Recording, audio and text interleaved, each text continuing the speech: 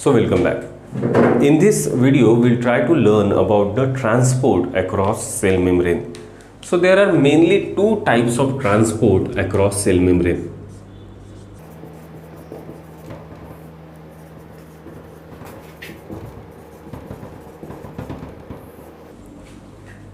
So the first type of transport across cell membrane is a passive transport, and the second one is a active transport. As the name indicates, passive transport means this transport will not have the energy expenditure. A transport without energy in the form of ATP is called as passive transport. Transport across cell membrane में हमको दो main transport सीखनी पड़ेगी. एक है passive transport और दूसरी है एक्टिव ट्रांसपोर्ट. पैसिव ट्रांसपोर्ट वो ट्रांसपोर्ट है सब्सटेंस की जिसमें एक सब्सटेंस मेम्ब्रेन को क्रॉस करता है, लेकिन क्रॉस करने के लिए उसे एनर्जी खर्चा नहीं करनी पड़ती. So passive transport is a transport in which energy expenditure is zero. We don't require ATP. The requirement of ATP is not there. While in other case, the inactive transport is totally a reverse scenario. Here, a transporting substance will expend energy to get transported across the membrane. So, this is a energy dependent procedure.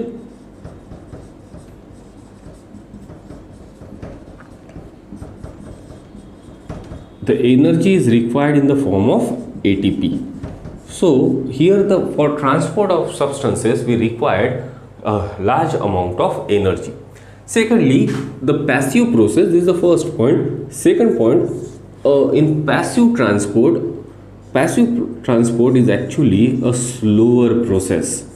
As the energy requirement is not there, so the substance will take its own time to get crossed from the membrane. On the other hand, this process is a faster process. So this is the second difference between active and passive transport. Then the third difference between active and passive transport is the concentration gradient.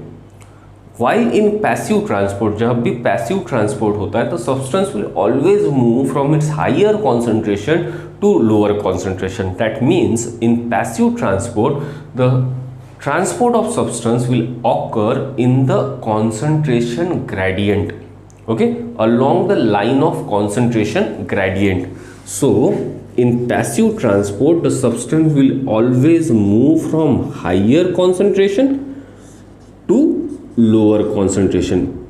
जहां पे भी substance का concentration ज़्यादा है वहां से जहां substance का कॉन्सेंट्रेशन कम है उस डायरेक्शन में मूवमेंट होगी. दैट वी कैन से कि the substance will move from along the concentration gradient. On the other hand, while speaking about the active transport, here the substances are actively reabsorbed against the concentration gradient. Clear? That means the substances will reabsorb from the place where their concentration is low and in the place where their concentration is high. So here the transport will occur from lower concentration of substance to higher concentration. That means against their concentration gradient. So active transport is a transport happening in the concentration gradient, and that's why it requires energy. Are you clear for this thing? Then the next point is passive transport to take place, the semi-permeable membrane requirement is not necessary. That means passive transport can take place in presence of semi-permeable membrane or in absence of semi-permeable membrane. So here in case of passive transport we do not require semi-permeable membrane may be present or may not be present. So the requirement of semi-permeable membrane is not compulsory for passive transport, while in case of active transport, semi-permeable membrane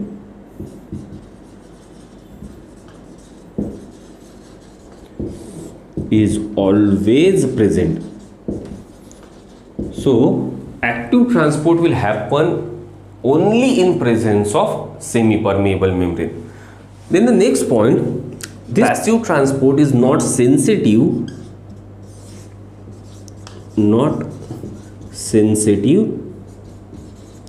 to presence of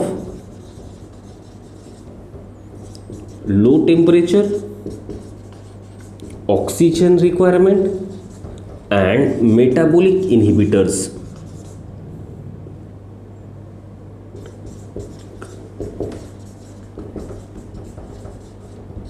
like arsenic. Okay, so अगर temperature कम हो गया, अगर oxygen कम है या तो फिर कोई metabolic inhibitor है, उससे पैसिव ट्रांसपोर्ट को कुछ भी फर्क नहीं पड़ेगा. लेकिन on the contrary the active transport can get inhibited if the temperature is low. So it is a sensitive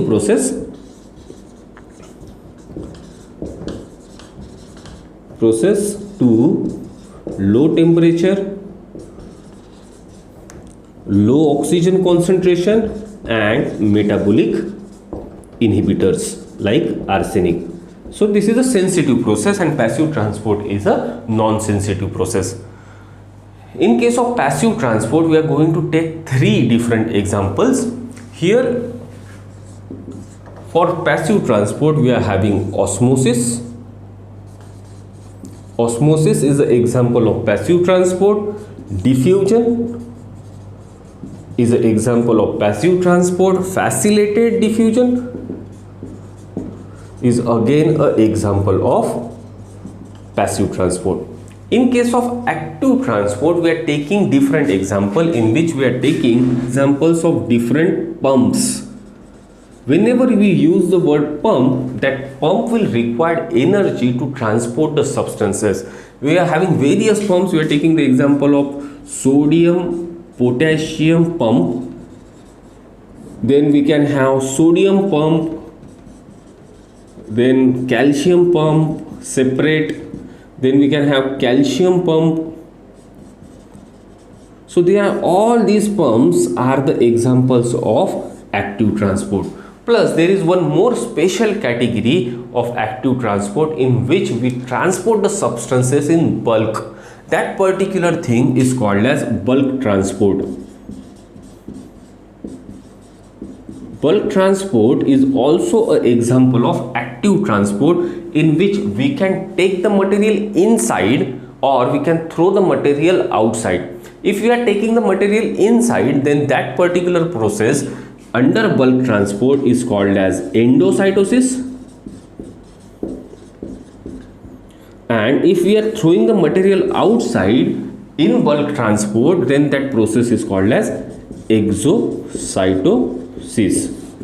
So now we will learn one by one about each and every process. So we'll start from osmosis, then we'll go for diffusion and then for facilitated diffusion, and then we'll take the examples of active transport from the next videos.